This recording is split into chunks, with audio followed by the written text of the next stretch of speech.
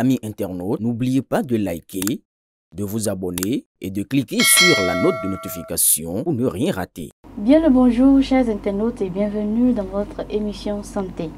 Longtemps ignorée, souvent réduite au silence, la sexualité féminine sort peu à peu de l'ombre. Mais derrière les discours libérés et les apparences d'ouverture, un tabou persiste, celui de l'épanouissement sexuel des femmes.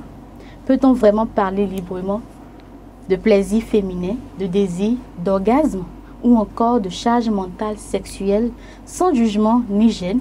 Pourquoi tant de femmes peinent-elles encore à se sentir légitimes dans leur propre plaisir et surtout, comment briser les barrières physiques, psychologiques qui freinent cet épanouissement? Aujourd'hui, nous ouvrons un dialogue sans détour, sans tabou, mais avec respect sur une dimension essentielle de la liberté et du bien-être, l'épanouissement sexuel féminin, avec notre expert, docteur Juste Danvaillant. Bonjour docteur. Bonjour madame. Merci encore une fois de nous rejoindre sur ce plateau. Ça a toujours été un plaisir. Docteur, pourquoi parle-t-on encore si peu de la sexualité des femmes? Merci. Je salue au passage tous les internautes qui nous suivent d'ici et d'ailleurs. Et je leur remercie pour avoir choisi ce canal pour les informations. Et c'est toujours bien d'être concentré sur tout ce qui est question de santé pour un bien-être inouï, apaisé et continu. On parle encore si peu de l'épanouissement féminin parce que pendant longtemps, nous sommes restés dans un monde où la femme n'avait pas le droit à la parole. Quand elle n'avait pas le droit à la parole, même ses ressentis étaient avalés. Tout ce qu'elle pouvait dire pour dire « Ah, j'ai tel manque, j'ai envie de ci, j'ai envie de ça », tout ça est considéré autrement. Vraiment, aux temps anciens. Mais aujourd'hui, il y a une évolution du monde qui nous amène à corriger un tant soit peu tout cela. Donc c'est pourquoi on nous dit très souvent de discuter avec nos partenaires sur ce qu'on aime et ce qu'on aimerait faire pendant les actes sexuels. C'est très important. Parce que l'acte sexuel, par le passé, était considéré juste comme un acte de procréation. Mais aujourd'hui, ce n'est plus seulement pour la procréation, mais c'est aussi un acte de plaisir. Une partie de plaisir. Alors, même jusqu'à présent, il y a encore certaines femmes qui ont du mal à exprimer leurs ressentis, qui ont du mal à dire à leur partenaire, oui, je veux ça, j'aimerais que tu me fasses ça. C'est évident. Et cela est lié à la communication entre les deux partenaires. Lorsque vous êtes partenaire et qu'il n'y a pas cet échange-là, normalement, l'acte sexuel, après l'acte sexuel, il faudrait faire un bilan.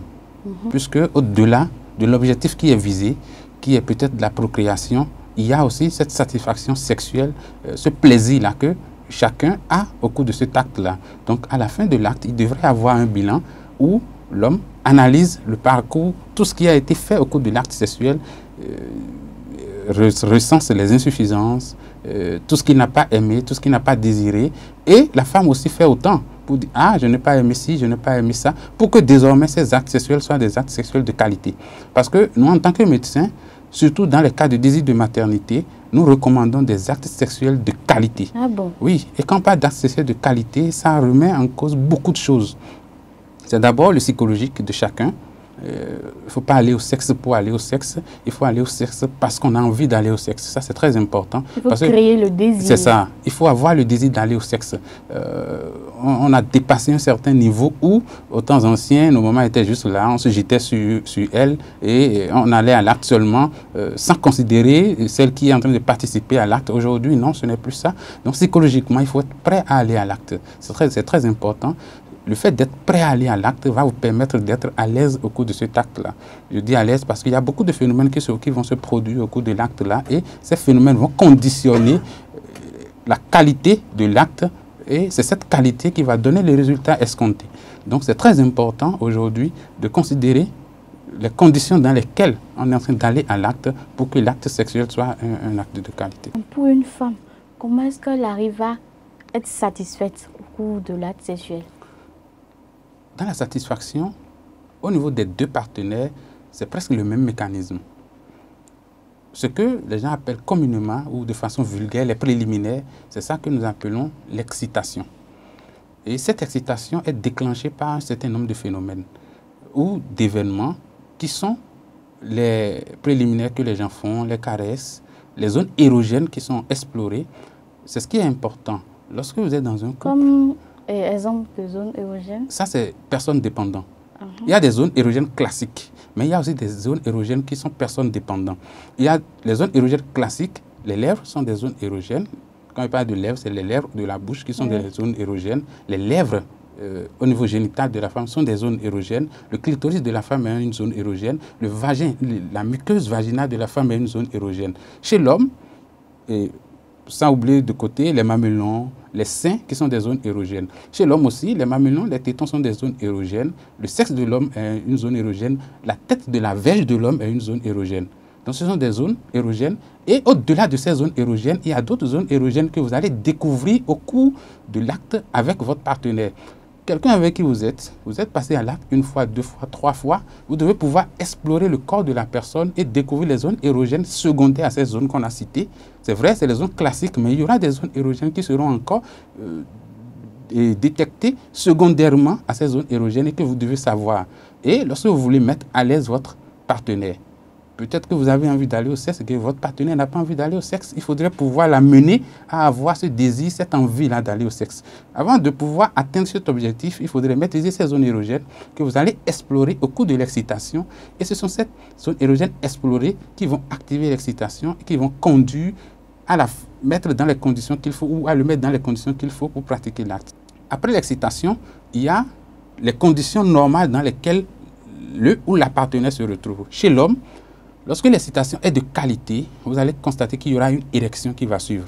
C'est l'érection qui montre que l'excitation est de qualité. Chez la femme, lorsque l'excitation est de qualité, c'est la lubrification de la partie génitale de la femme qui montre que l'excitation est de qualité. C'est ça qu'on dit souvent, la femme a mouillé. A mouillé. Vulgairement, on dit la femme a mouillé. C'est ça, la lubrification de la muqueuse vaginale de la femme. Et ça, c'est lié, c'est dès que l'excitation est efficace qu'on obtient ça. Il y a des glandes au niveau génital, des glandes au niveau du col de la femme. Il y a les glandes de Bartholin, les glandes de Skene qui sont au niveau de part et d'autre du clitoris de la femme. Et par l'urètre, là, facilement, la femme libère des sécrétions de ces glandes-là. Et c'est ces sécrétions qui lubrifient le vagin. Et au niveau du col aussi, c'est ces sécrétions qui lubrifient le vagin. Au niveau des glandes de Bartholin aussi, ce sont ces sécrétions qui lubrifient aussi le vagin. Donc, dès que vous voyez que l'excitation est de qualité et que les sécrétions sont là et que le vagin est suffisamment lubrifié, vous voyez que votre excitation est de qualité. C'est après l'excitation maintenant que vous allez passer à l'acte sexuel. Donc, lorsque vous passez à l'acte sexuel, et que les conditions sont remplies, tout le monde est vraiment excité, l'acte sexuel se passe en harmonie et tout le monde rentre dans la dynamique de cet acte-là. Dans cette dynamique-là, au niveau de la femme, au niveau des muqueuses de la femme, il y a des plis. Lorsque vous allez voir, en fait, chez nous, au cours de l'examen, il y a un instrument qu'on utilise qui est le spéculum. Lorsque vous posez le spéculum au niveau du vagin de la femme, vous allez objectiver des plis au niveau de la muqueuse du vagin. Au cours de l'acte sexuel, le frottement de ces plis-là, ces plis sont des zones érogènes, le frottement de ces plis crée un plaisir. Ce sont des micro-orgasmes qui se créent. Donc, il y a un plaisir qui se crée au cours de l'acte sexuel, au cours des frottements, des va-et-vient de l'homme, et ça augmente le plaisir de la femme. Au niveau de l'homme, je l'ai dit tantôt, la tête de la verge est érogène. Donc, au cours de ces frottements, de ces allers-retours aussi, il y a aussi une augmentation du plaisir sexuel au niveau de l'homme. Donc, lorsque la femme n'a pas su bien lubrifier son vagin au cours de l'excitation, ces frottements ne seront pas agréables. Elle a mal. Elle a mal. Donc, elle ne ressent pas de plaisir. C'est ça. Donc, les plis-là ne sont pas frottés dans les meilleures conditions, mais sont frottés de façon traumatique. Et après, elle peut finir l'acte sexuel et avoir des blessures dans le vagin, avoir des déchirures. Il y a même des fois où ça donne des déchirures où il faut être obligé d'aller soigner. Oui. Donc, il faudrait qu'il y ait une bonne excitation pour que l'acte sexuel se passe bien. Est-ce que les hommes et les femmes sont égaux face au désir et au plaisir? Pas du tout. Puisque l'acte sexuel, quel que soit le temps que ça prend, chez l'homme, l'aboutissement, c'est l'éjaculation. Donc, l'éjaculation de l'homme, c'est la fin de son plaisir. Donc, dès que l'homme éjacule, c'est l'orgasme. Chez lui. Et c'est bon. Mais chez la femme, ce n'est pas le cas. Il y a deux possibilités. Chez la femme, l'excitation va conduire à l'acte. Le vagin est bien lubrifié. Maintenant, au cours de l'acte, la femme, comme je l'ai dit tantôt, peut avoir des micro-orgasmes et avoir du plaisir. Il va monter, parce que l'orgasme, c'est le sommet du plaisir. Donc, elle va monter, elle va descendre, elle va monter, elle va évoluer en dents de scie. Et au moment où elle va atteindre le plateau, c'est en ce moment qu'elle va atteindre l'orgasme. Maintenant, les recherches ont prouvé et les études ont montré que chez la femme, il y a plusieurs zones qui conduisent vers l'orgasme. Il y a l'orgasme qui est créé du point de vue extérieur au niveau du clitoris de la femme. Il y a des femmes qui ont un orgasme plutôt clitoridien. Il y a d'autres qui ont un orgasme qui est vaginal. Il y a d'autres qui ont un orgasme plutôt clitoridien et vaginal. Les deux ensemble. Donc, lorsque la personne a un orgasme clitoridien, c'est à son partenaire de savoir que ma partenaire a un orgasme clitoridien. Donc, au moment où l'homme est en train de tendre vers son orgasme, s'il voudrait, parce que l'acte sexuel le plus efficace et le plus de qualité, c'est l'acte sexuel au cours duquel les deux atteignent l'orgasme au même moment, ce qui est très rare. Donc, si l'homme maîtrise le corps de sa partenaire, au moment où l'homme sent qu'il est en train d'aller vers l'orgasme, il doit tout faire et faire atteindre l'orgasme aussi à la femme. Au même moment. Donc, lorsque la partenaire a un orgasme qui est clitoridien, l'homme doit avoir la possibilité et la facilité d'exciter et d'activer cet orgasme-là au moment opportun en faisant peut-être des gestes au niveau du clitoris parce qu'il maîtrise déjà le corps de la femme et c'est en ce moment que la femme facilement va atteindre l'orgasme. Lorsque l'orgasme n'est pas clitoridien et est vaginal, il y a ce que les sexologues appellent le point G, qui est à la face antérieure du vagin, que l'homme doit pouvoir explorer.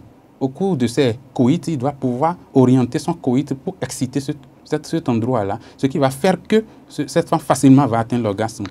La plupart des femmes qui atteignent l'orgasme et qui ont un orgasme vaginal, ce sont des femmes qui atteignent l'orgasme dans une certaine position donnée.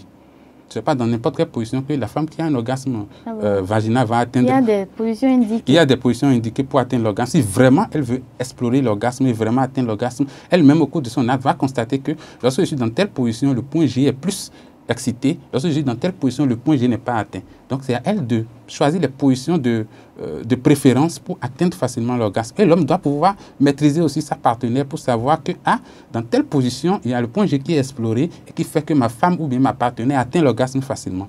Donc c'est dans l'homme n'a pas de position pour atteindre l'orgasme parce que lui, il suffit juste d'éjaculer à la fin de l'acte pour atteindre l'orgasme. Donc il doit privilégier la position de la femme pour qu'au même moment, les deux puissent atteindre l'orgasme ensemble. Maintenant, il y a les femmes qui ont l'orgasme qui est à la fois vaginal et à la fois clitoridien. Donc, c'est des femmes qui, au cours de l'acte, vont avoir plusieurs orgasmes. C'est rare, mais il y en a, au cours de l'acte, elle a plusieurs orgasmes, peut avoir 2 à 3 orgasmes avant la fin de l'acte. Donc, ces gens de femmes, il n'y a pas à prioriser peut-être la fin de l'acte pour le faire avoir l'orgasme, mais au cours de l'acte, elles ont déjà l'orgasme plusieurs fois. Il y a des femmes, vous avez dit tout de suite, qu'elles n'arrivent pas vite à être satisfaites. Il faut peut-être, si je peux le dire comme ça, plusieurs coups avant qu'elles ne trouvent satisfaction. Et dans le même temps, quelles sont les positions, parce que vous avez pas de position, quelles sont les positions adaptées pour pouvoir vite jouir, c'est-à-dire, je parle des femmes, et parce que vous avez dit qu'il y a plusieurs positions. Quelle position pour atteindre le point G ou pour avoir un orgasme? Ce qui est important à savoir, c'est la situation du point G, qui est à la face antérieure du vagin. Donc, lorsque vous mettez la main dans le vagin, c'est la face antérieure qui est supérieure. C'est là qu'il y a le point G. Et il y a des hommes qui maîtrisent ça, et même au cours de l'excitation, ils font des touchés à leur partenaire avant de passer à l'acte. Ces touchés amènent déjà la femme à atteindre l'orgasme avant que l'homme ne commence la pénétration, pour éviter qu'il y ait un acte sexuel sans orgasme pour la femme à la fin. Donc, ceux-là ne privilégient pas forcément une certaine position donnée pour atteindre l'orgasme. Mais déjà que la femme sait que le point G est à la face antérieure de son vagin, elle doit choisir des positions où le coït doit pouvoir repérer cet endroit antérieur de la femme. Ce qui amène la femme, surtout dans des positions où l'homme est en bas et la femme est au-dessus, où la verge fait tout pour atteindre le point G. Donc là, c'est possible qu'elle ait vite l'orgasme. Il y a aussi d'autres positions où la femme peut être dans une position accroupie, je pense que c'est la levrette, on l'appelle, où facilement la verge peut atteindre le point G pour activer ce point-là. Accroupie, c'est pas la levrette. La levrette, c'est à 4 pattes. À 4 pattes, donc elle est à 4 pattes et facilement, le monsieur peut atteindre le point G et pouvoir exciter ce point G-là. Dans cette position même, l'homme peut être en train d'atteindre le point G et au même moment, peut passer sa main aussi pour activer aussi la zone érogène clitoridienne. Donc, c'est la maîtrise du corps de la partenaire qui va vous faire choisir les positions, parce que chaque couple a sa position de préférence. La position de préférence, c'est la position dans laquelle l'homme et la femme atteignent l'orgasme et l'acte sexuel est de qualité. Donc, ce ne sera pas au médecin de dire prenez telle position, mais chacun prend la position qu'il faut dans le sens d'atteindre l'objectif qui est visé, qui est que les deux soient satisfaits. Et quand on dit satisfait, c'est qu'on soit à l'orgasme. Docteur, vous avez dit au préalable qu'une femme doit pouvoir connaître son corps, vice-versa aussi, c'est pareil chez l'homme. Oui. Mais est-ce que la masturbation féminine participe à l'épanouissement de cette dernière, de la femme? Bien sûr, puisque quand on parle de masturbation féminine, en premier lieu, c'est les femmes qui ont un orgasme clitoridien qui passent à cet acte-là, parce que au cours de cette masturbation, c'est plus le clitoris qui est mis en jeu. Maintenant, les autres qui n'ont pas cet orgasme clitoridien vont se masturber peut-être avec des instruments sexuels qu'on voit aujourd'hui se vendre partout, ou des trucs vibrants, des sextoys vibrants là, qu'ils vont utiliser pour exciter le point G. Si l'orgasme n'est pas clitoridien, c'est forcément vaginal. Et quand c'est vaginal, c'est le point G. Ou bien la femme a les deux ensemble. Donc elle peut se faire du plaisir seulement en se touchant au niveau du clitoris, comme elle peut le faire seulement en faisant entrer un objet ou n'importe quelle chose dans son vagin. Donc on ne peut pas dire que la masturbation n'a pas d'intérêt dans le sens de l'épanouissement de la femme. La femme n'a pas forcément à se donner à un homme pour pouvoir se donner du plaisir. Du moment où elle maîtrise son corps, elle a la possibilité de pratiquer cet acte-là pour se donner du plaisir. Donc, on ne va pas incriminer cela. Cela participe vraiment à l'épanouissement de la femme et, dans le même sens, peut amener la femme à être fidèle à son partenaire. On prend l'exemple d'un couple où peut-être l'homme est en voyage, peut-être pour une mission, peut-être d'1 an, 2 ans ou bien de 6 mois, où la femme ressent le besoin d'avoir son homme à côté, elle n'a pas besoin d'aller vers un autre homme. Mais si elle a la maîtrise de son corps, elle peut se donner du plaisir et toutefois patienter le retour de son homme. Donc vous recommandez également la masturbation aux femmes? Oui, la masturbation, on va recommander dans le sens où ça va participer à l'épanouissement de la femme sur le plan sexuel. Docteur, c'est quoi alors une femme fontaine? Parce que c'est un langage, je veux dire, un langage vulgaire, on le dit souvent vulgaire. Et femme fontaine, femme fontaine. Là, vous avez parlé des femmes vaginales. Oui. Quand on parle de femmes fontaines, c'est des femmes qui sécrètent trop de lubrifiant. Quand on parle de lubrifiant, c'est les glandes qui produisent ces liquides-là. Donc, ce n'est pas l'urine? Non, ce n'est pas l'urine. Ce n'est pas d'urine, mais c'est les glandes qui produisent ces liquides-là. J'ai parlé des glandes de Skene, j'ai parlé des glandes de Bartholin. C'est 2 glandes qui produisent, mais c'est plus les glandes de Skene qui sont incriminées dans le cas des femmes fontaines. Donc, c'est des femmes qui ont plusieurs fois excité ces glandes-là et qui ont mis ces glandes en grande activité. Donc, dès que ces glandes-là sont excitées et que l'orgasme est atteint, ça éjecte le lubrifiant. Ça ne coule plus, mais ça éjecte ça, comme de l'urine.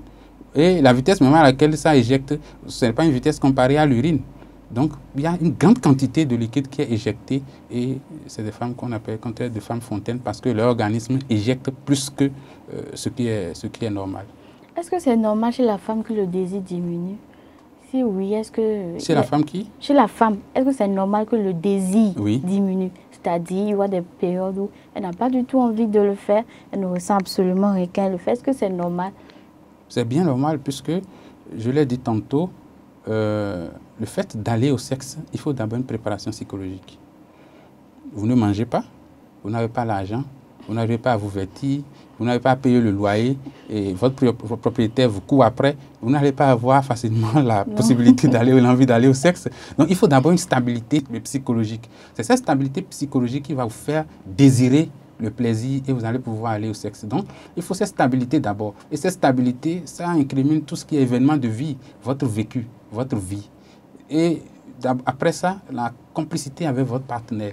Vous êtes avec un partenaire, qui n'est pas toujours présent, même quand il est là, il n'y a pas une bonne ambiance et tout ne se passe pas bien. Vous n'allez pas souvent désirer ce partenaire-là. Donc, il faudrait se préparer à tout ça et que toutes ces conditions soient remplies avant qu'on ne parle de satisfaction. Donc, l'envie peut diminuer. On peut même ne pas avoir envie il y a des femmes qui pourront même aller au sexe sans lubrifier le vagin et qui va amener peut-être l'homme à chaque fois à mouiller son sexe avant de pénétrer la femme parce qu'elle n'est pas dans les conditions qu'il faut pour passer à l'acte. Mais déjà que l'homme est là et demande à passer à l'acte, bon, on se trouve forcé de se donner à cet homme-là et passer à l'acte. Donc, c'est très important de savoir qu'il peut y avoir des moments où la femme n'aura pas le désir d'aller au sexe et ne va pas avoir envie d'aller et comme ça ne peut pas passer. Mais quand c'est le moment-là où l'envie disparaît, est-ce que ça se soigne? Parce que là, quand c'est récurrent, carrément. Lorsque ça disparaît ou bien n'est pas présent et que c'est lié à des événements de vie, il faut apporter solution à ces événements pour que l'envie vienne, pour que la libido soit là, et qu'on soit excité et qu'on passe à l'acte. On peut même vivre dans des situations où tout ce que j'ai cité est là, on n'a pas à manger, on n'a pas le loyer à payer, mais le partenaire qu'on a en face, un partenaire qui maîtrise le corps de la femme, et facilement, malgré les conditions difficiles, va amener le corps de la femme à adhérer à ça et à passer à l'acte. On dit souvent que c'est le lit du pauvre qui est fécond. Donc le pauvre n'a rien, mais pourtant, il est en train de passer à l'acte régulièrement et il a beaucoup d'enfants. Donc il faut dire que après la stabilité psychologique, c'est d'abord le partenaire qu'on a en face. Maintenant, là, c'est lorsque c'est des manques d'envie ou bien de manque de désir qui sont aigus. Lorsque ça devient chronique, il faut voir s'il n'y a pas un souci psychologique qui est permanent. Si le souci psychologique est permanent, il faut apporter solution à ça. Une femme qui déprime, elle ne peut pas avoir un acte sexuel de qualité.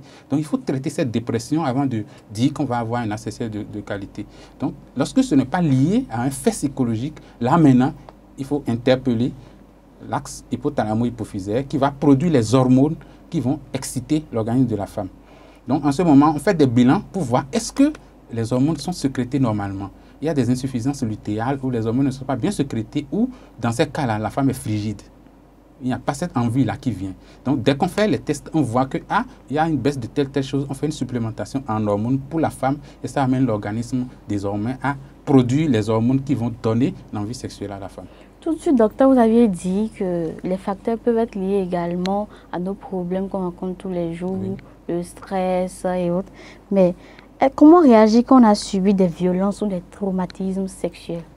Ça, c'est un grand cadre qui va dans le sens de ces limitations psychologiques. Parce que lorsqu'on prend les cas de traumatisme, c'est souvent des femmes ou bien des petites filles. C'est souvent des petites filles, mais qui sont victimes d'abus sexuels.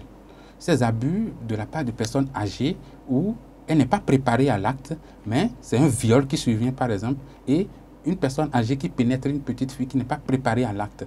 Cette douleur, ce ressenti, et cette gêne psychologique que la femme ressent, que cette petite fille ressent, elle va garder, ça va marquer cette fille-là durant presque toute sa vie. Il faudrait vraiment une éducation psychologique et le partenaire que cette fille va trouver dans son futur, il faudrait que ce soit un partenaire qui puisse comprendre qu'il y a un traumatisme comme ça par le passé et pouvoir apporter solution en étant présent et en faisant tout ce qui est possible pour montrer à ce corps-là qui a vécu ce traumatisme que non, ça ne se passe pas dans les cas traumatiques, ça ne se passe pas dans les cas de forcing, mais ça se passe de façon aisée, de façon délibérée, de façon volontaire. Donc, les traumatismes liés aux violences faites à la femme, surtout les violences et agressions sexuelles, sont des événements qui marquent profondément et qui peuvent avoir un impact assez profond sur l'épanouissement de la femme sur le plan sexuel. Quand bien même, docteur, il y a des femmes qui ont du désir, elles ont envie de le faire, mais elles s'en veulent. Elles s'en veulent d'avoir autant de désir, autant de plaisir, ou bien pendant l'acte, quand elle jouit, elle a honte. Oui, ça c'est le manque de complicité avec le partenaire. Normalement, s'il y a complicité, à la fin de l'acte, comme je l'ai dit, il faut faire un bilan. L'homme doit même demander à la femme, mais pourquoi tu n'as pas joué? Parce que ce n'est pas seulement l'orgasme ou l'épanouissement de l'homme qui est important, mais l'épanouissement de la femme aussi est important. Parce que quand on parle d'acte sexuel et on atteint l'orgasme est défini comme une contraction anarchique des muscles pelviens, des muscles du corps, et qui pousse au plaisir.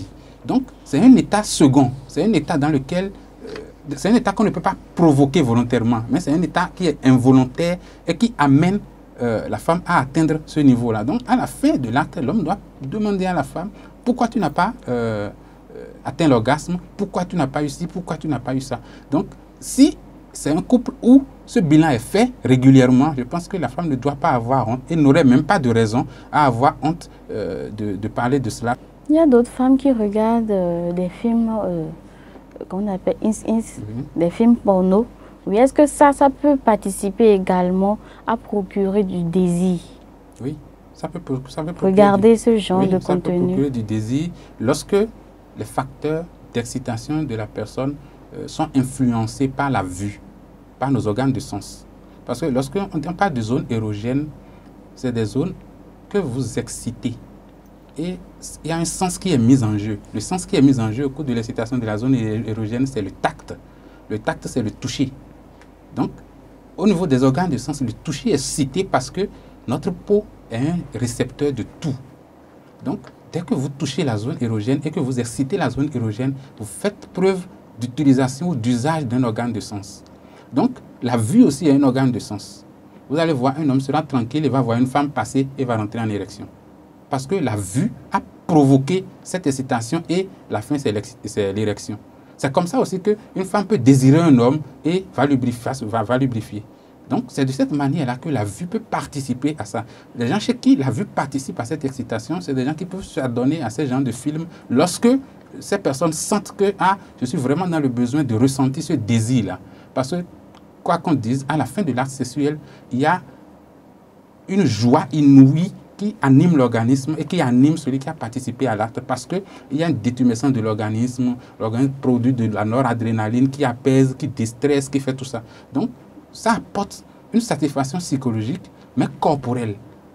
Donc, c'est de cette manière-là que même la vue de certains films, de certaines séries, de certaines images, même peuvent amener à faire cela. Et je vais faire une parenthèse là.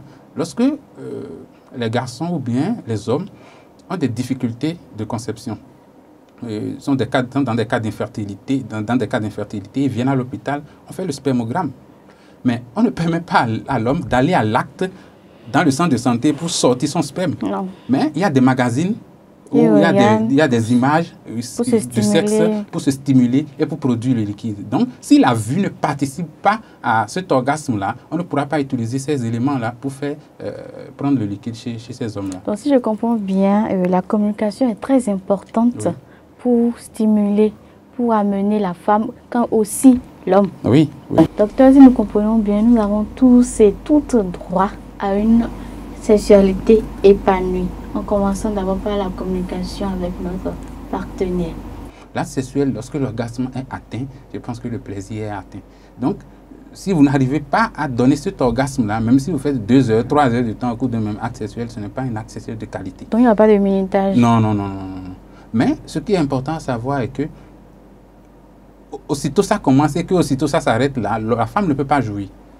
Parce que ce soit l'orgasme clitoridien ou que ce soit l'orgasme vaginal ou que ce soit les deux, il faudrait quand même un petit moment pour la mettre dans les conditions qu'il faut et qu'elle soit prête et que vous excitez le lieu à exciter pour que l'orgasme soit là.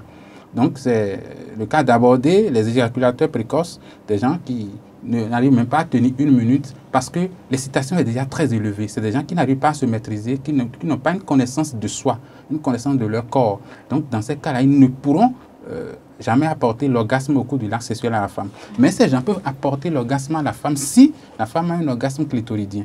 Juste par le toucher, ils peuvent facilement maîtriser le corps de la femme et lui apporter l'orgasme qu'il faut. Et là, la pénétration et le reste va juste servir à peut-être procréer. Mais ça ne va pas pouvoir donner le plaisir. Quelle que soit la durée de l'acte, si l'homme éjacule, c'est l'orgasme. Mais la femme, elle va rester, elle va tenir peut-être pendant des heures, mais elle ne va pas atteindre l'orgasme parce qu'elle n'a pas atteint l'orgasme. Donc, dans ces cas-là, l'homme ne peut pas ne pas être satisfait et montrer qu'il est satisfait. Mais la femme... Il faut bien préparer les préliminaires. Oui. Ça commence par là. Oui, c'est très important. D'ailleurs même, lorsque la femme ne lubrifie pas et que le vagin n'est pas lubrifié, l'homme aussi aura du mal à pénétrer la femme. Parce qu'il n'y aura pas une facilité de pénétration puisque l'endroit n'est pas lubrifié. L'endroit qui est sec, vous ne pouvez pas pénétrer facilement. Donc vous devez tout faire pour pouvoir le faire. L'organisme n'est pas fait pour utiliser des lubrifiants extérieurs. Mais l'organisme est fait, tout est préparé pour que l'organisme même se lubrifie lui-même lorsqu'il se retrouve dans les conditions qu'il faut et qu'on passe facilement à l'acte. Parlons de lubrifiant. Quel genre de lubrifiant faut-il utiliser? Le lubrifiant le plus naturel, c'est la salive. Mais au-delà de ça, les gens vont se dire la salive va donner des infections. Non. La salive ne peut pas donner des infections. Si la salive va donner des infections, je pense qu'on sera constamment infecté dans la bouche, parce qu'on a tout le temps la salive dans la bouche. Mais la salive est là pour aider à mastiquer, à mâcher les aliments, à les avaler facilement. On avale même la salive et ça nous fait du bien. Donc, la salive est le meilleur lubrifiant qui existe. Les autres, c'est juste des ajouts que les gens vont s'acheter pour se procurer peut-être d'autres plaisirs parce que les autres sont faits, ont des constituants peut-être qui sont plus gluants et tout. Sinon, le meilleur lubrifiant, c'est la salive. Question fatidique, peut-on parler d'épanouissement sexuel sans orgasme? Il n'y en a pas. Quand on parle d'épanouissement sexuel, c'est qu'il y a orgasme. Le sommet de l'épanouissement sexuel, c'est l'orgasme. Vous allez avoir du plaisir à embrasser, du plaisir à passer à l'acte, du plaisir à faire des coïts. Mais lorsque vous n'atteignez pas l'orgasme, vous n'êtes pas épanoui. Vous êtes à mi-chemin de l'épanouissement, mais vous n'êtes pas épanoui. Quand on dit épanouissement sexuel, c'est orgasme ou rien.